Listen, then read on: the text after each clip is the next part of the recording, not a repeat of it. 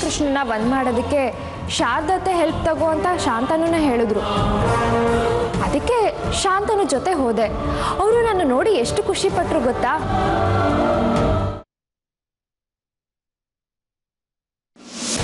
ಪಾಪ ಎಲ್ಲರಿಂದ ದೂರ ಆಗಿ ಅವ್ರು ಎಷ್ಟೊಂದು ನೋವು ಅನುಭವಿಸ್ತಿದ್ದಾರೆ ಗೊತ್ತಾ. ಅವ್ರಿಗೂ ಮಗನೋ ಮಗಳು ಅಂತ ಇದ್ದಿದ್ರೆ ಖುಷಿ ಖುಷಿಯಾಗಿ ಬದುಕ್ತಾ ಇದ್ರು ತಾನೆ. ಈಗೇನು ಮನೇಲಿ ಗೊತ್ತಾದ್ರೆ ಸಮಸ್ಯೆ ಅಂತ ತಾನೆ. ಗೊತ್ತಾಗ್ಲಿ ಬಿಡು, ನಾನು ಶಾರದತ್ತೆನ ಮನೆ ಕರ್ಕೊಂಡ್ಬರ್ತೀನಿ.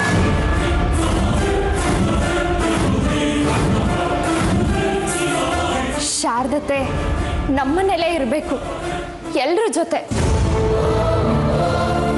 ಮನೆಯಲ್ಲಿ ಇದಕ್ಕೆ ಒಪ್ಕೋತಾರೆ ಅನ್ಕೊಂಡಿದ್ಯಾ? ಒಪ್ಕೊಳ್ಳಲ್ಲ ಅಂತ ಗೊತ್ತು, ಆದರೆ ಇಬ್ರು ಸೇರಿ ಎಲ್ರೂ ಒಪ್ಸೋಣ. ಇದರಲ್ಲಿ ನಂದು ಒಂದು ಸ್ವಾರ್ಥ ಇದೆ. ನನ್ನ ಕೃಷ್ಣನ ಮದುವೆಗೆ ಶಾರದತ್ತೆ ನನ್ನ ಪರವಾಗಿ ನಿಲ್ತಾರಂತೆ.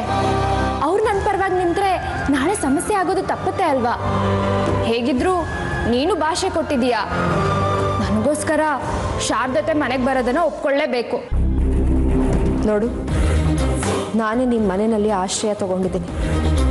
ಶಾರದಾ ಬರಬೇಕು ಬರಬಾರ್ದು ಅಂತ ನಿರ್ಧಾರ ಮಾಡೋದಕ್ಕೆ ನಾನು ಯಾರು ಹೇಳು? ನನಗೆ ಬೇಕಾಗಿರೋದು ಇದೇ ಊರಲ್ಲಿದೆ. ಅದು ಸಿಕ್ಕಿದ ಮೇಲೆ ಒಂದು ಕ್ಷಣ ಕೂಡ ನಾನು ಆ ಮನೆಯಲ್ಲಿರೋದಿಲ್ಲ. ಏನದು ರಾಧಿಕಾ? ಹಣ, ಆಸ್ತಿ, ಅಂತಸ್ತು ಇವೆಲ್ಲ ಅಲ್ಲ. ಇದಕ್ಕೂ ಮೀರಿತು ನನ್ನ ಜೀವನದಲ್ಲಿ ಬೇರೆ ಏನೋ ಇದೆ. ಅದು ಸಿಗೋವರೆಗೂ ಈ ಆಶ್ರಮ, ಈ ಊರು, ಆ ಮನೆ ಬಿಟ್ಟು ಎಲ್ಲೂ ಹೋಗಲ್ಲ. ಆ ಮನೆಯಿಂದ ನನ್ನ ಆಚೆ ಹಾಕಿದ್ರು ಅಷ್ಟೆ. ಚೇಚೆ, ನಿನ್ನನ್ನು ಯಾರು ಮನೆಯಿಂದ ಆಚೆ ಹಾಕ್ತಾರೆ? ನೀನು ಕೂಡ ನನ್ನ ಹಾಗೆ ಆ ಮನೆ ಮಗಳು. ದೊಡ್ಡಪ್ಪ ಹೇಳಿದ್ಮೇಲೆ ಮುಗೀತು ಅಷ್ಟೆ. ಯೋಚನೆ ಮಾಡಬೇಡ, ಶಾರದತ್ತೆ ಬಂದರೆ ಎಲ್ಲ ಸರಿ ಹೋಗುತ್ತೆ. ಹಾಂ, ಅಂದಹಾಗೆ ಕೃಷ್ಣನ ಬಗ್ಗೆ ಎಲ್ಲರ ಹತ್ರನೂ ವಿಚಾರಿಸ್ಬೇಕು. ನಾನು ಇನ್ನು ಹೊರಡ್ತೀನಿ.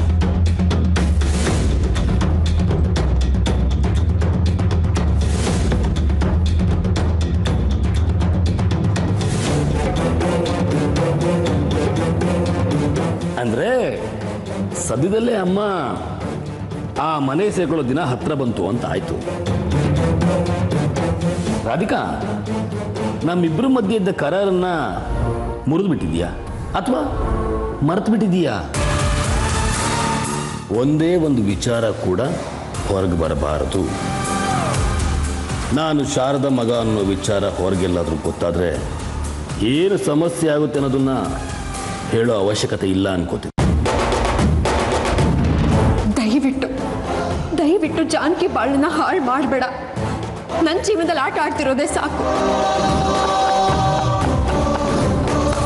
ರಾಧಿಕಾ, ಈ ಇನ್ನೊಬ್ಬರು ಬದುಕಲ್ಲಿ ಆಟ ಆಡೋದು ಅಂದ್ರೆ ನನಗೊಂಥರ ಪಂಚಪ್ರಾಣ. ನನ್ನ ಗುರಿ ಮುಟ್ಟೋದಕ್ಕೋಸ್ಕರ ಇನ್ನೊಬ್ರನ್ನ ಮೆಟ್ಟಿಲಾಗಿ ಬೆಳೆಸ್ಕೋತೀನಿ.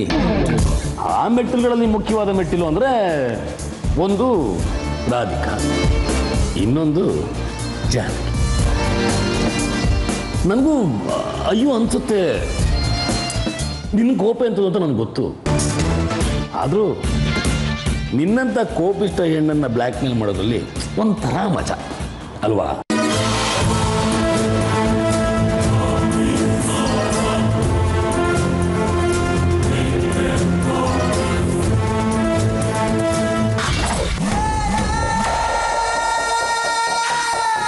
ಓಹೋ, ಏನ್ ನಂಜುಗುಡಿ, ಬಾರಿ ಬಾರಿ ಆಶ್ರಮದ ಕಡೆ ಬರ್ತಾ ಇದೀಯಾ? ಏನ್ ಸಮಾಚಾರ? ಇನ್ಮೇಲೆ ಜಾನಕಿ ಮನೆಯಲ್ಲೇ ಇರ್ತಾಳೆ, ಅಲ್ಲೇ ನೋಡ್ಬೋದು. ಹಾಗೇನಿಲ್ಲ ಶಾಂತನು, ಸುಮ್ಮನೆ ಹೀಗೆ ಬಂದೆ ಅಷ್ಟೇ. ನೀನು ಯಾಕೆ ಆಶ್ರಮಕ್ಕೆ ಬರ್ತೀಯ ಅಂತ ನನಗೆ ಗೊತ್ತಿಲ್ವಾ?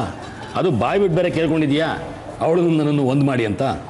ಇಲ್ಲಿ ಒಂದು ಸಮಸ್ಯೆ ಇದೆ. ಏನು ಸಮಸ್ಯೆನಾ? ಕೃಷ್ಣ ಈಗ ತಾನೇ ಆಶ್ರಮ ಬಿಟ್ಟು ಹೋಗಿದ್ದಾನೆ. ಅವನು ವಾಪಸ್ ಬರೋದಂತೂ ಕನ್ಸಿನ ಮಾತು. ಇನ್ನೊಂದು ಸ್ವಲ್ಪ ದಿನ ಅವಳು ಅವನ ನೆನಪಲ್ಲೇ ಇರ್ತಾಳೆ. ಆಮೇಲೆ ಬೇಕಾದ್ರೆ ನಿನ್ನನ್ನು ಅವಳನ್ನು ಒಂದು ಮಾಡೋದ್ರ ಬಗ್ಗೆ ಯೋಚನೆ ಮಾಡ್ಬೋದು. ಈಗ ಸದ್ಯಕ್ಕೆ ಅವಳು ಕೃಷ್ಣನ್ನ ಕಾಯ್ತಾ ಇರುವಂತ ರಾಧೆ. ಸರಿ ಬಿಡು ಶಾಂತನು, ಕಾಯ್ತೀನಿ. ಹೌದು, ನೀನು ಈ ಆಶ್ರಮದಲ್ಲಿ ಯಾಕಿರ್ಬೇಕು? ಮತ್ತೆಲ್ಲಿರ್ಬೇಕು? ದೇಸಾಯಿ ಮನೆಗೆ ಬಂದ್ಬಿಡೋದಲ್ವಾ? ಏನು ಯೋಚಿಸ್ತಿದೆ ಶಾಂತನು? ಏನಿಲ್ಲ, ನಿನ್ನ ಮಾತಲ್ಲಿ ಪ್ರೀತಿ ಇದೆಯೋ ಅಥವಾ ಏನಾದರೂ ಪ್ಲ್ಯಾನ್ ಇದೆಯೋ ಅಂತ ಯೋಚನೆ ಮಾಡ್ತಾ ಇದ್ದೆ. ಇನ್ನೂ ನನ್ನ ಮೇಲೆ ಅನುಮಾನನಾ? ರಾಧಿಕಾನ ಮನೆಯಿಂದ ಹೇಗೆ ಹೊರ ಹಾಕಬೇಕು ಅಂತ ರಾತ್ರಿ ಎಲ್ಲ ಯೋಚನೆ ಮಾಡಿ ನಿನ್ನ ಹತ್ರ ಮಾತಾಡೋದಕ್ಕೆ ಬಂದೆ. ನೀನು ನೋಡಿದ್ರೆ ಹೀಗೆ ಮಾತಾಡ್ತಿದ್ಯಾ. ಹೋಗ್ಲಿ ಬಿಡು ನಂಜುಗುಡಿ, ಈ ಮನಸ್ಸು ಅಷ್ಟು ಸುಲಭವಾಗಿ ನಂಬು ಅಂತ ಹೇಳೋದಿಲ್ಲ. ನೀನು ನಾನು ನಂಬ್ತೀನಿ. ಏನು ಪ್ಲ್ಯಾನ್ ಮಾಡಿದೆ? ಆ ರಾಧಿಕಾ ಮತ್ತು ಜಾನಕಿ ಒಟ್ಟಿಗಿದ್ರೆ ನಮ್ಮ ಕೆಲಸ ಏನೂ ಮಾಡೋದಕ್ಕಾಗಲ್ಲ. ಅವ್ರನ್ನ ದೂರ ಮಾಡಬೇಕು. ನಿನಗೆ ಗೊತ್ತಲ್ಲ, 2 ಜಡೆಗಳನ್ನ ಯಾವತ್ತೂ ಒಟ್ಟಿಗಿರೋದಕ್ಕೆ ಬಿಡಬಾರ್ದು. 2 ಜಡೆಗಳು ಅಷ್ಟು ಸುಲಭವಾಗಿ ಸೇರೋದಿಲ್ಲ. ಒಂದಲ್ಲ ಒಂದಿನ ಜಗಳ ಹುಟ್ಕೊಂಡೇ ಹುಟ್ಕೊಳ್ಳುತ್ತೆ. ಪೆಟ್ರೋಲು ಸೌದೆನ ರೆಡಿ ಮಾಡ್ಕೊಳ್ಳೋಣ. ಬೆಂಕಿ ಹಚ್ಚೋದು ಒಂದೇ ಬಾಕಿ ಇರಬೇಕು. ಈಗ ಬುದ್ಧಿವಂತ ಆದೆ ನೀನು, ಬದುಕ್ತೀಯ ಬಿಡು. ಶಾಂತನು, ನಿನ್ನನ್ನೇ ನಂಬ್ಕೊಂಡಿದ್ದೀನಿ. ನಮ್ಮ ಮನೆ ಮಠ ಎಲ್ಲ ಬಿಟ್ಟು ಅಕ್ಕನ ಮನೇಲಿರೋಣ ಅಂತ ಬಂದೆ. ಈಗ ನೋಡಿದ್ರೆ ಆ ರಾಧಿಕಾ ಇದ್ದರೆ ನನಗೂ ಜಾಗ ಇಲ್ಲ, ನಿನಗೂ ಜಾಗ ಇಲ್ಲ. ಯೋಚನೆ ಮಾಡು. ನಾನು ಕೂಡ ಆ ಟೈಮ್ಗೋಸ್ಕರನೇ ಕಾಯ್ತಾ ಇದ್ದೀನಿ ನಂಜುಗುಡಿ. ಸರಿ, ಆಟ ನಾನು ಆಡ್ತೀನಿ. ಆಟ ನೋಡ್ತಾ ನೀನು ಮಜಾ ತಗೋ. ಓಕೆ?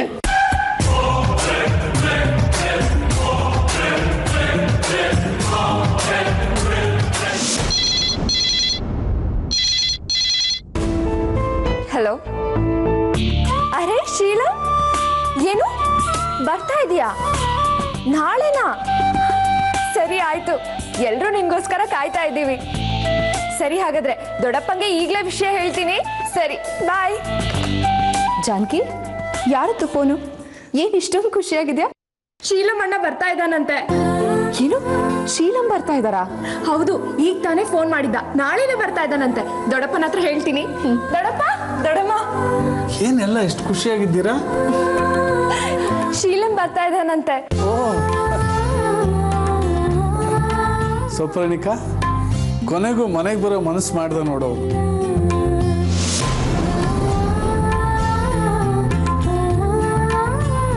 ಇನ್ನು ಮುಂದೆ ಎಲ್ಲ ಜವಾಬ್ದಾರಿನ ಅವನ ಹೆಗಲ ಮೇಲೆ ಹಾಕಿ ನಾವು ನೆಮ್ಮದಿಯಾಗಿರ್ಬೋದು.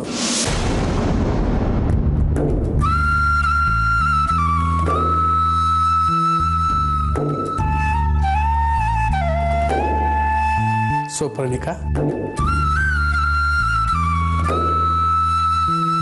ಯಾಕೆ ಹೀಗಿದ್ಯಾ?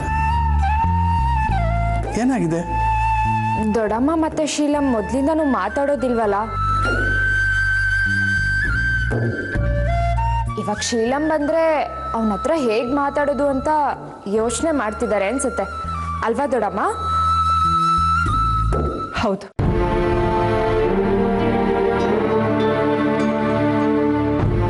ಇಷ್ಟು ವರ್ಷ ಅವಳು ನನ್ನ ಜೊತೆ ಮಾತೇ ಆಡಿಲ್ಲ.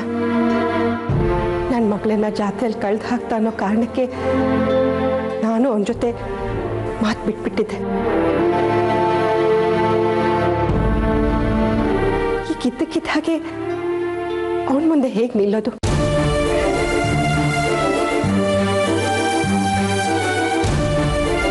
ನನಗೂ ಅವನ ಜೊತೆ ಮಾತಾಡೋದಕ್ಕೆ ಇಷ್ಟ ಇಲ್ಲ.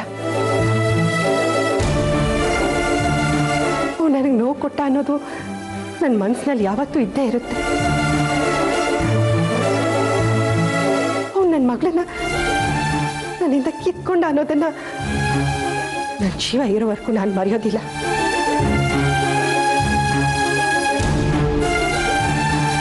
ಸೌಪರ್ಣಿಕಾ, ದಿನ ಕಳೆದಾಗ ಎಲ್ಲ ಮರ್ತೋಗಿರುತ್ತೆ ನೋಡು. ನಿನ್ನ ಮೇಲೆ ಅವನಿಗೆ ವಿಶೇಷವಾದ ಪ್ರೀತಿ, ಗೌರವ ಎಲ್ಲ ಇದೆ. ಆದರೆ ಅದನ್ನು ತೋರಿಸೋದಕ್ಕೆ ಅವಕಾಶ ಸಿಕ್ಕಿರಲ್ಲ ಅಷ್ಟೇ. ಹೇಗೂ ಮನೆಗೆ ಬರ್ತಾ ಇದ್ದಾನಲ್ಲ, ಎಲ್ಲ ಸರಿ ಹೋಗುತ್ತೆ ಬಿಡು.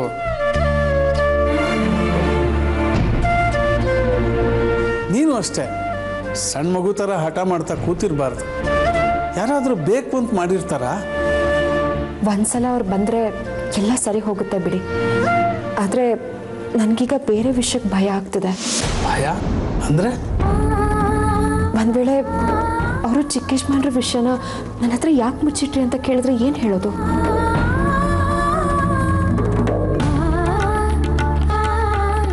ನಾವು ಅವ್ರ ಹತ್ರ ವಿಷಯ ಮುಚ್ಚಿಡಬಾರ್ದಿತ್ತು ಅನ್ಸುತ್ತೆ. ಅಂದಮೇಲೆ ಸ್ವಲ್ಪ ಬೇಸರ ಮಾಡ್ಕೋತಾನೆ. ನಾವು ತಿಳಿಸಿ ಹೇಳೋಣ, ಅರ್ಥ ಮಾಡ್ಕೋತಾನು.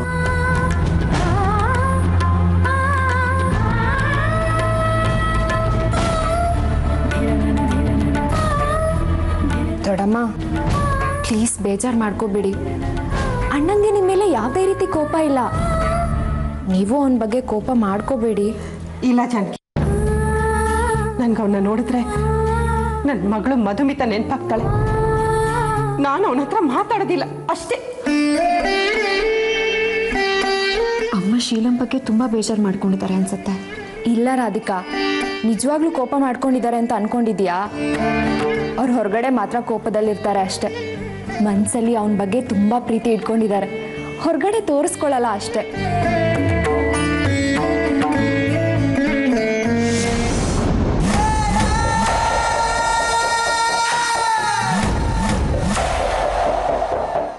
ಹೇಳ ಗೆಳೆಯ.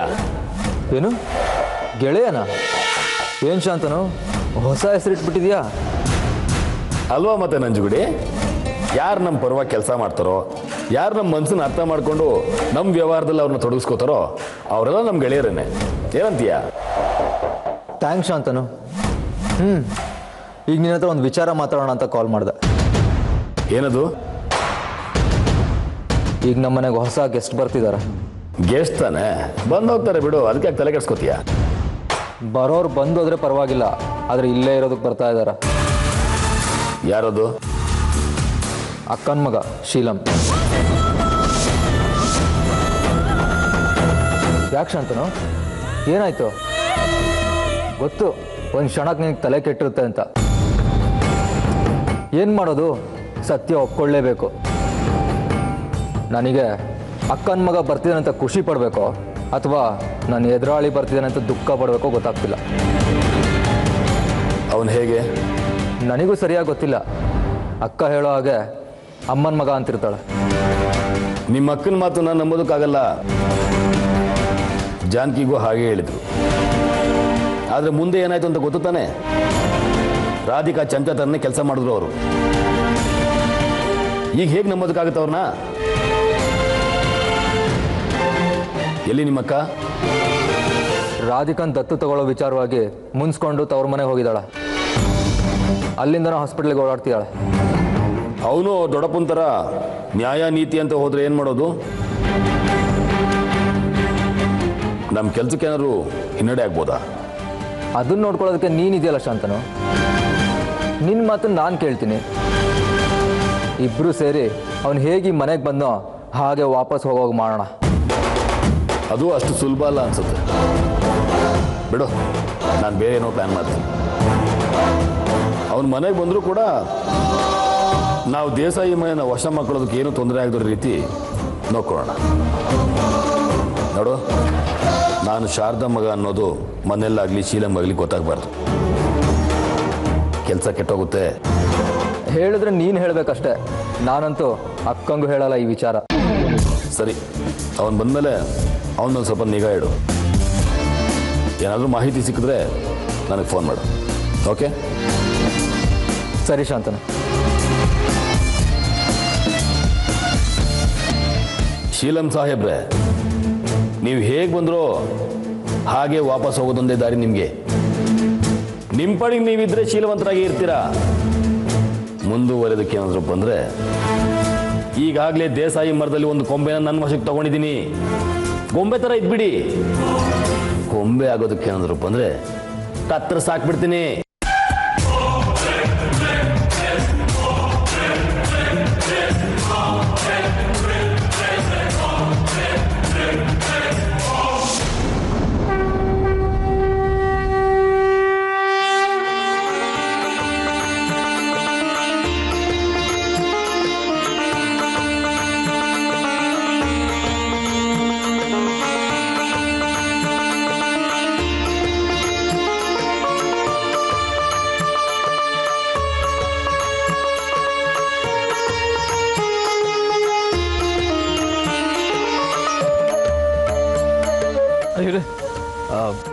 ಇದು ಯಾವ ಊರು? ಮಲ್ಲಿಗೆಪುರ ಅಂತ. ಎಲ್ಲಿಗೆ ಹೋಗ್ಬೇಕು? ನಾನು ಅಯ್ಯೋ, ಬಿಕ್ಲ ಅಂತ ಕಾಣಿಸುತ್ತೆ.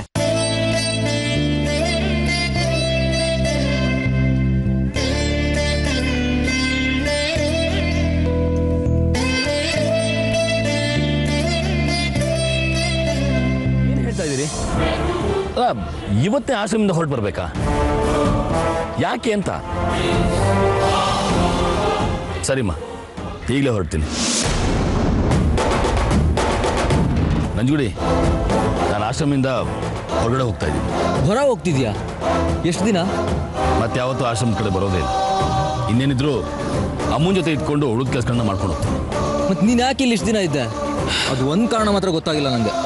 ಅದು ಗೊತ್ತಾಗೋದು ಬೇಡ. ಗುಟ್ಟಾಗಿದ್ರೆ ಮಜಾ. ಏನಂತೀಯ? ಆದರೆ ಇದ್ದಕ್ಕಿದ್ದಾಗ ಈ ನಿರ್ಧಾರ ಏನಕ್ಕೆ ಅಂತ ಗೊತ್ತಾಗಲಿಲ್ಲ. ಆಶ್ರಮದಲ್ಲಿ ಇದ್ಕೊಂಡು ಮಾಡುವಂಥ ಕೆಲಸಗಳೆಲ್ಲ ಮುಗ್ದೋದು ನಂಜುಡಿ. ಇನ್ನೇನಿದ್ರು ಆಶ್ರಮದ ಹೊರಗಿದ್ಕೊಂಡು ಮಾಡುವಂಥ ಕೆಲಸಗಳು ಬಾಕಿ. ಆಶ್ರಮದಲ್ಲಿ ಇಟ್ಕೊಂಡು ಮಾಡೋ ಕೆಲಸಗಳು ಮುಗಿದ್ವಾ? ಏನದು?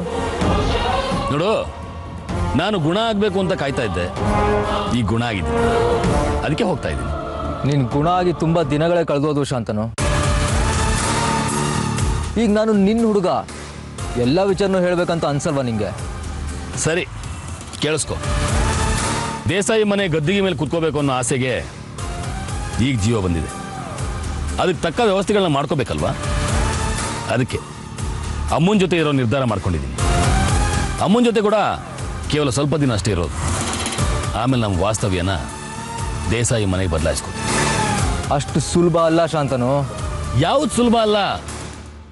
ಇಷ್ಟು ದಿನ ಆಶ್ರಮದಲ್ಲಿ ಯಾರಿಗೂ ಗೊತ್ತಾಗದಿರುವಾಗ ಮೇಂಟೈನ್ ಮಾಡ್ಕೊಂಬಂದಿದ್ದು ಅಷ್ಟು ಸುಲಭ ಅನ್ಕೊಂಡ್ಯಾ? ಆದರೆ ನನಗೆ ನಿನ್ನ ಮೇಲೆ ಅನುಮಾನ ಇದೆ. ಶಾಂತನು, ಇನ್ನೂ ನನ್ನ ಮೇಲೆ ಅನುಮಾನನ ನಿಂಗೆ? ಎಲ್ಲ ವಿಚಾರನೂ ಗೊತ್ತಾದ್ಮೇಲೆ ನಿನ್ನ ಮಾತು ಕೇಳಲಿಲ್ಲ ಅಂದರೆ ದಡ್ಡ ಅಂತಾರೆ ಜನ ನನಗೆ. ದೇಸಾಯಿ ಮನೇಲಿದ್ರೆ ನನಗೇನು ಸಿಗೋದಿಲ್ಲ ಅಂತ ಗೊತ್ತಾಗಿ ತಾನೆ ನಿನ್ನ ಹತ್ರ ಬಂದಿರೋದು. ಇಲ್ಲ ಅಂದಿದ್ರೆ ದೇಸಾಯಿ ಮನೆಯವ್ರಿಗೆ ಹೇಳ್ಬೋದಿತ್ತಾನೆ ನೀನು ಶಾರದಕ್ಕನ ಮಗ ಅಂತ.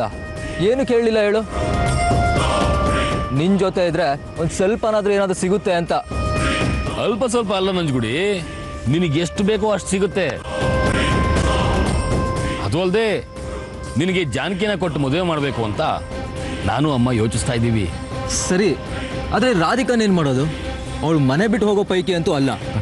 ದೇಸಾಯಿಗಳು ಅವಳನ್ನ ದತ್ತು ತಗೊಂತಾರೆ ಅಂತ ಕಾಯ್ತಾ ಇದ್ದಾಳೆ. ರಾಧಿಕಾನ ಮನೆಯಿಂದ ಹೊರಗಾಕೋದು ಹೇಗೆ ಅನ್ನೋದು ನನಗೆ ಗೊತ್ತಿದೆ. ಅವಳ ಜುಟ್ಟು ನನ್ನ ಕೈಯಲ್ಲಿ. ಏನು? ಅವಳ ಜುಟ್ಟು ನಿನ್ನ ಕೈಯಲ್ಲ? ಏನು ಹೇಳ್ತಿದ್ಯಾ? ನಿಜಾನೇ ಹೇಳ್ತಾ ಇದ್ದೀನಿ. ನಾನು ಅವಳನ್ನ ಆ ಮನೆಯಿಂದ ಹೊರಗೋಗುವಂತ ತಕ್ಷಣ ಅವಳು ಆ ಮನೇಲಿ ಇರಲ್ಲ.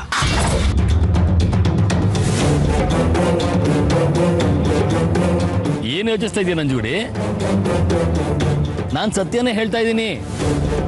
ನಿನಗಿನ್ನೂ ನನ್ನ ಪೂರ್ತಿ ವಿಚಾರಗಳು ಗೊತ್ತಿಲ್ಲ. ನಿನ್ನಲ್ಲಿ ನನಗೆ ಈ ಪ್ರಾಥಮಿಕ ಹಂತದ ನಂಬಿಕೆ ಇದೆ ಅಷ್ಟೇ. ಪೂರ್ತಿ ನಂಬಿಕೆ ಬಂದ ಮೇಲೆ ನಿನಗೆಲ್ಲ ವಿಚಾರನೂ ತಿಳಿಸಿ ನಿನ್ನ ಕಿಲಿ ಕೆಲಸ ಮಾಡಿಸ್ತೆ. ಸರಿನಾ?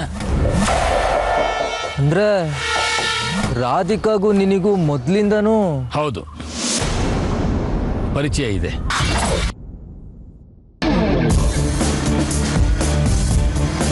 ತುಂಬಾನೇ ಪರಿಚಯ ಇದೆ. ಆದ್ರೆ ಈ ವಿಷಯನ ಕೆದ್ಕೋದ್ ಬೇಡ ನೀನು. ಹಾಗೆ ಈ ವಿಚಾರವನ್ನ ರಾಧಿಕಾ ಹತ್ರ ಕೇಳೋದು ಬೇಡ.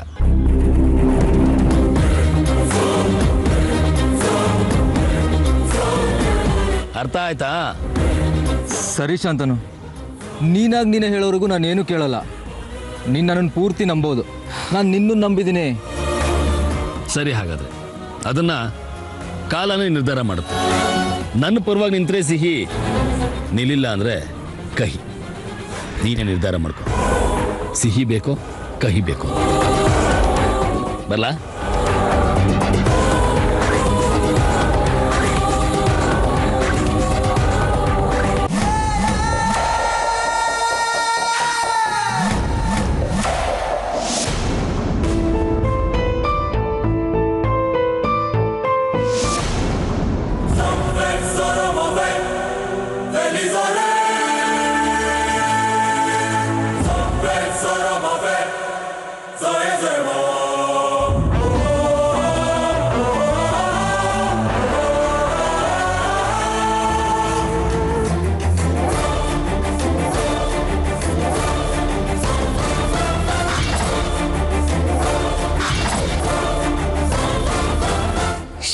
ಸರಿಯಾಗಿ ನಡ್ಕೊ ಬರ್ತಿದ್ದಾನೆ ಅಂದ್ರೆ ಅವ್ನ ಕಾಲ್ ಕೂಡ ಸರಿ ಹೋಗಿದೆ ಅಂತ ಅರ್ಥ ಅಲ್ವಾ? ಸಂಜೀವಿನಿ ಅವರೇ, ಏನ್ ಹೀಗೆ ನೋಡ್ತಾ ಇದ್ದೀರಿ? ಕಾಲ್ ಸರಿ ಹೋಗಿದೆ ಅಂತನಾ? ಹೌದು ಶಾಂತನು, ನಿನ್ನ ಈ ರೀತಿ ನೋಡಿ ಎಷ್ಟು ಖುಷಿ ಆಗ್ತಿದೆ ಗೊತ್ತಾ? ನನ್ನ ಮುಂದೆ ಹೊಸ ಶಾಂತನುನೇ ಬಂದು ನಿಂತಾಗ್ತಿದೆ.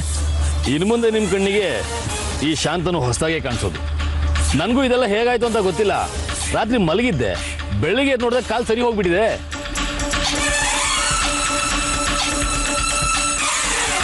ಇದೆಲ್ಲ ಆಗಿದ್ದು ಈ ಆಶ್ರಮದಿಂದ. ಅದರಲ್ಲೂ ರಾಧಿಕಾ ಅವರಂತೂ ನನ್ನನ್ನ ಮಗು ತರ ನೋಡ್ಕೊಂಡಿದ್ದಾರೆ. ಈ ಕ್ರೆಡಿಟ್ ಎಲ್ಲ ಅವ್ರಿಗೆ ಸೇರ್ಬೇಕು. ಥ್ಯಾಂಕ್ಸ್ ರಾಧಿಕಾ ಅವರೇ. ಶಾಂತನು, ಈ ವಿಷಯನ ಗುರೂಜಿ ಹತ್ರ ಹೇಳಿದ್ಯಾ? ಹೇಳ್ದೆ ಇರಕ್ಕಾಗುತ್ತಾ? ಮೊದಲು ಹೋಗಿ ಅವ್ರ ಆಶೀರ್ವಾದ ತಗೊಂಡೇ ಬರ್ತಾ ಇದ್ದೀನಿ. ಗುಡ್, ಒಳ್ಳೇದಾಯ್ತು. ಏನು ಇಷ್ಟು ಚೆನ್ನಾಗಿ ರೆಡಿ ಆಗಿದ್ಯಾ? ಏನು ಸಮಾಚಾರ? ಇನ್ಮೇಲೆ ನಾವು ಹೀಗೇನೆ, ನಮ್ಮ ಸ್ಥಾನನ ಯಾರೂ ತುಂಬೋದಕ್ಕಾಗಲ್ಲ. ಅಂದಾಗೆ ನಾನದು ನಿರ್ಧಾರಕ್ಕೆ ಬಂದಿದ್ದೀನಿ. ಏನದು? ಹೋದ ಜನ್ಮದ ಪುಣ್ಯನೇನೋ ಅಥವಾ ರಾಧಿಕಾ ಅವ್ರ ಕೈಗುಣನೇನೋ ನಾನೀಗ ಗುಣ ಆಗಿದ್ದೀನಿ. ಅದಕ್ಕೆ ಆಶ್ರಮದಲ್ಲಿ ಇದ್ಕೊಂಡು ಏನು ಮಾಡಲಿ, ನಾನು ನನ್ನ ಮನೆಗೆ ಹೋಗೋಣ ಅಂದ್ಕೊಂಡಿದ್ದೀನಿ.